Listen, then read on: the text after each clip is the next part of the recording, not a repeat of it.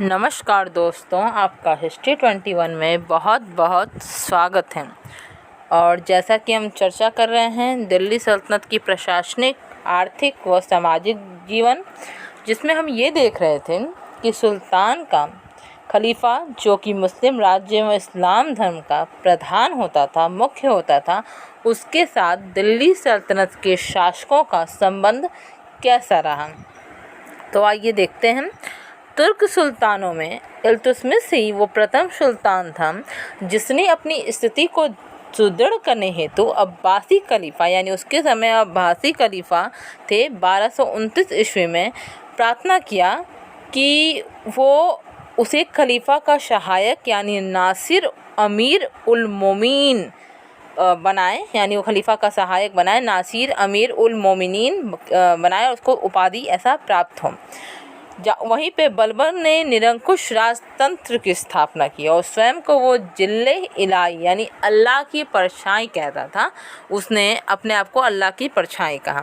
1258 ईस्वी में हलाकू जो था वह अब्बासी खलीफा की हत्या के बाद दिल्ली के सुल्तानों ने खलीफा की जो सत्ता थी उसको बनाए रखा। यद्यपि कि हलाकू ने जो मंगोल था उसने अब्बासी खलीफा की हत्या कर दी, लेकिन इसके उपरांत भी जो दिल्ली सल्तनत के सुल्तान थे उन्होंने उनकी सत्ता को बरकरार रखा।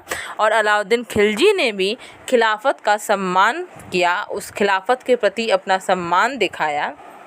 उसने मोमीन उल खिलाफत, खलीफा का दाहिना हाथ, और नासिर ए अमीर अल मोमिनीन, खलीफा का सहायक, यानी उसने दो उपाधि धारण की। एक खलीफा का दाहिना हाथ मोमिन उल खिलाफत और दूसरा नासिर ए अमीर उल अल मोमिनीन, ये मतलब खलीफा का सहायक, इसकी उपाधि धारण की।